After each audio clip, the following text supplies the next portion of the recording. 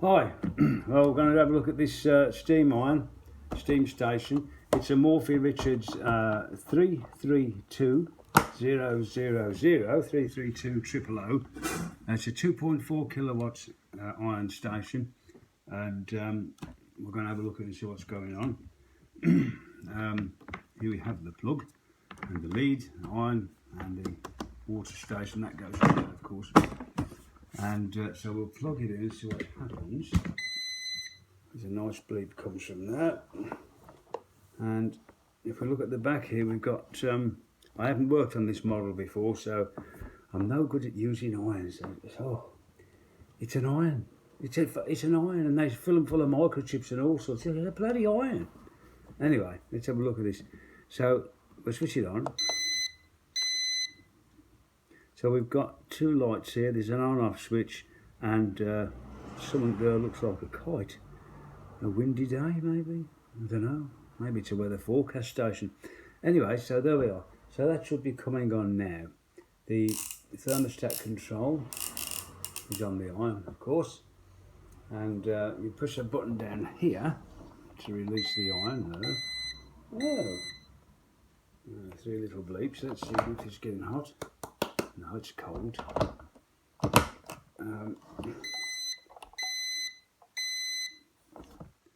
Maybe it needs water in it. Could be it needs water, so we'll put water in there. And maybe it's bleeping for water, but I don't think so. That's not what the fault is. I'll take this off here. It should still be getting warm anyway. Let's just check it again. No, we're still cold at the moment.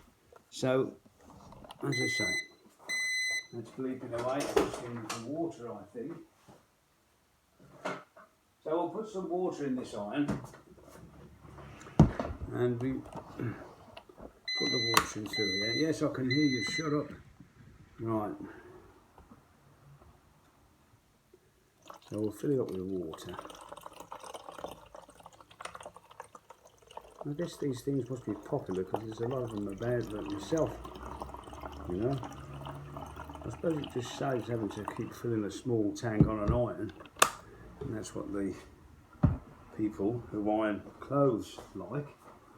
I don't know, I'd say women iron clothes, otherwise I'll be in trouble. Right. Yes, now we can hear something heating up. That feels like the main tank in here. There's a water tank in there which heats it up. And now that appears to have gone off. Oh, have we blown a fuse? We may have done. Was this getting hot? No, it wasn't have done. Okay, so it's gone off altogether now.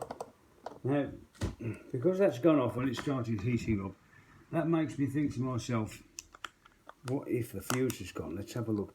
If the fuse is gone, then it seems to me that if the fuse is gone, it seems to me there could be a short down to earth on the heating element. But let's have a look at this anyway. Let's see, we've got the meter out now. Right, now we're getting down to business. Right, so we'll just put it on the continuity bleeper and put this across the fuse here and see what happens when we do that. Nothing. Right, that's blown a 13 amp fuse. So we've got a serious short circuit on this. So let's continue on. We won't waste another fuse in there until we find the fault. No point in putting a fuse in if it's just going to blow it again.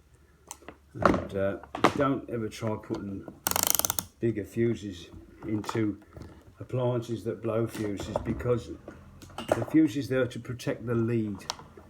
And when I say protect the lead, if you put a higher rating fuse in there than what's recommended for the appliance, because the appliance, if it develops a short circuit and starts drawing over current, drawing too much electricity, more. What will happen is the electricity will be drawn through this cable. Now, with the correct rating fuse, as soon as that current gets too high for this cable as recommended, the fuse will open circuit and stop the current flow. If you put a bigger fuse in there, it will allow this faulty appliance to draw a lot of current, and what will happen is this will turn into a fire bar, just like an electric fire. It'll melt the cable, and you know, if you're lucky, it'll blow the house fuse. If you're not, it'll set the house on fire. So don't ever put a bigger fuse than what is rated for the appliance. I know it says a 13 amp plug, but on this thing, yes, because I mean 2.4 kilowatts draws about 10-11 amps roughly. But you can work it out exactly if you want to. But for this, let's just get on with this. Yeah, so you'll cause a fire in your house. If you're lucky, you'll blow the house fuse. If not, you'll set the house on fire. So don't be tempted to do that. Now then, it blew the fuse after we put the water in the tank.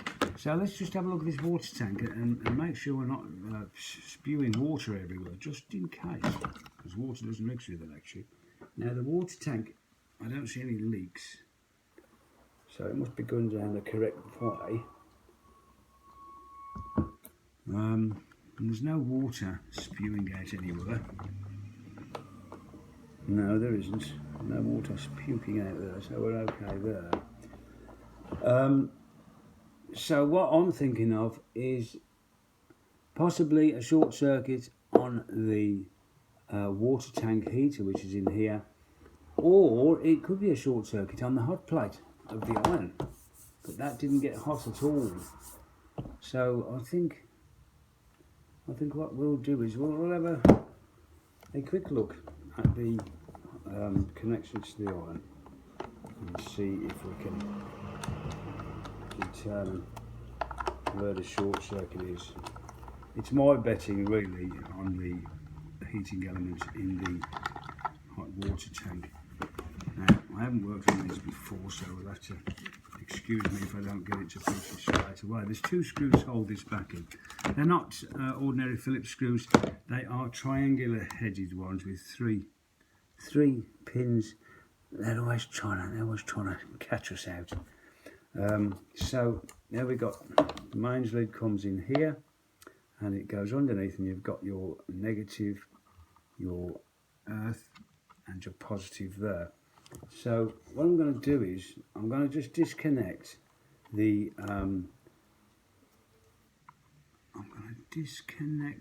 power lines,